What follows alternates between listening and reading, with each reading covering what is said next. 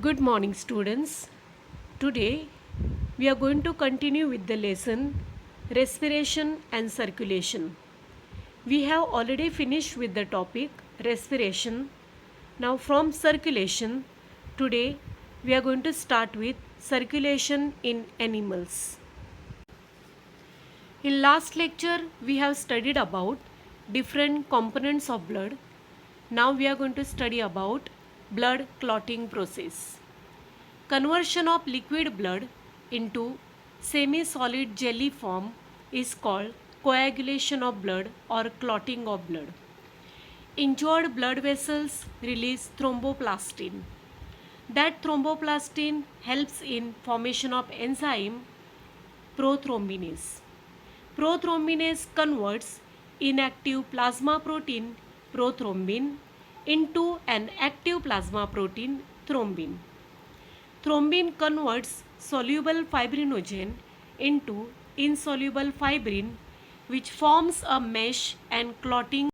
You can see here is a flow chart which shows blood clotting process. You know that injured blood vessel release thromboplastin, which is responsible for the formation of enzyme prothrombinase. Prothrombinase enzyme converts insoluble prothrombin into active thrombin. Thrombin being active, it converts fibrinogen into fibrin. Though this fibrin is insoluble, it get meshed into the blood vessels and then clotting process is completed. Now students, we are going to study about the structure of heart. Heart is reddish brown, hollow, muscular organ roughly the size of one's fist. Conical in shape, lies in mediastinum. Enclosed in pericardium, that is a outer fibrous and inner serous pericardium. Serous pericardium has outer parietal and inner visceral layer. The space present in between parietal and inner visceral layer is called pericardial fluid. Heart walls. Heart has three layers: outer epicardium, middle myocardium, and innermost is endocardium. Myocardium, which is middle layer or middle wall of the heart, which is made up of cardiac muscles. It is responsible for contraction and relaxation of heart. Hence, human heart is called myogenic heart. You can see the diagram of heart wall and pericardium. You can see fibrous and serous pericardium and the space present in between that, which is filled with the fluid called as pericardial fluid.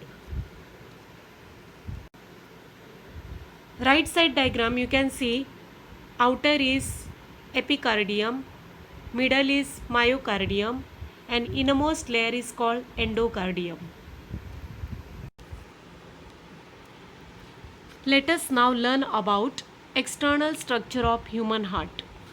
Human heart is four-chambered heart. Two superior chambers are called atria and two lower or inferior chambers are called ventricles.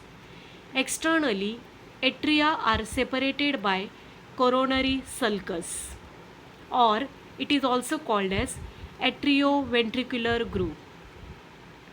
Externally, ventricles are separated by interventricular sulci. Coronary arteries and coronary veins run through these sulci. Ligamentum arteriosum joins pulmonary artery and aorta. It is a remnant of embryonic duct called ductus arteriosus. Right atrium receives superior and inferior vena cava. Pulmonary veins open into left atrium. You can see these are ventral and dorsal views of human heart. Upper side that is left side, there is a ventral view of heart which shows coronary arteries and coronary veins. The network of coronary veins, it is called coronary sinus. Then you can see downward right side, there is a dorsal view of human heart. Now, very important topic of the lesson, that is internal structure of human heart. Internal structure of human heart shows two receiving chambers called atria or also called as auricles, and two distributing chambers called ventricles. Auricles or atria are separated by interatrial or interauricular septum. Interauricular septum has oval depression or groove that is called fossa ovalis. Superior vena cava, inferior vena cava and coronary sinus open into right atrium. Opening of inferior vena cava is guarded by eustachian valve, and opening of coronary sinus is guarded by Thebesian valve. Now, atria open into ventricles by atrioventricular apertures. Tricuspid valve is present in right atrioventricular apertures, while bicuspid valve is present in left atrioventricular apertures. They prevent backflow of blood. Ventricles are separated by interventricular septum. Inner surface of ventricles shows several ridges called columnae corni. Attached to bicuspid and tricuspid valves are fibers called chordae tendineae. They regulate opening and closing of bicuspid and tricuspid valves. Right ventricle opens into pulmonary artery and left ventricle opens into aorta. These openings are guarded by semilunar valves. All these valves prevent backflow of blood. This is a very important diagram of internal structure of human heart. You can see there are two major veins at the left side, that is superior and inferior vena cava. They collect impure blood or deoxygenated blood from the different body parts, and that deoxygenated blood is brought towards the right atrium. From right atrium, that deoxygenated blood enters into the right ventricle through tricuspid valve.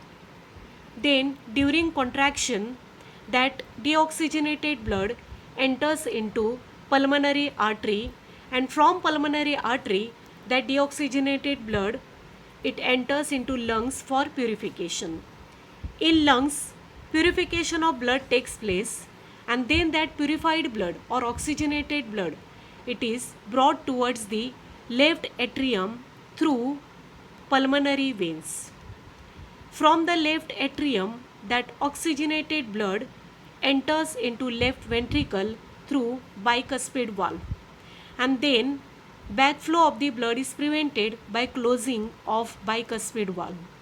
So now oxygenated blood is present in the left ventricle.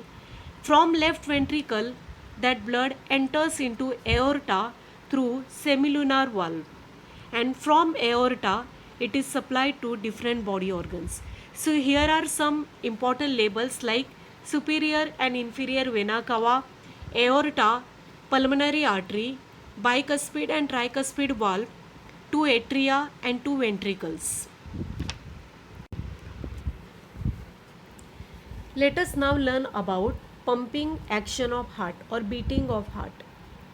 You know that human heart is myogenic because contraction and relaxation takes place because of the myocardium of the human heart. The pumping action is carried out by contraction and relaxation of cardiac muscles which are situated in the myocardium. It is called systole and diastole respectively. One systole and diastole is one heartbeat. Normal heart rate is 72 times per minute, that is normally per 1 minute heart beats around 72 times. During each beat, heart pumps about 70 milliliter of blood. So per 1 minute, heart pumps around 5 liter of blood approximately. This is called cardiac output. You can see in these two diagrams, the first one is diastole, that is relaxation of heart, and the second one is systole, that is contraction of heart. So one relaxation and one contraction is equal to one heartbeat. So per 1 minute, around 72 times heartbeat takes place, and per 1 minute, around 5 liter of blood is pumped by the heart. So that is called as cardiac output. So students, whatever we have studied today, from that all the topics are very important. You will have to practice external structure of human heart, both the views, that is dorsal and ventral view, internal structure of human heart. All these diagrams are very important. So please practice those diagrams, and thank you and have a nice day.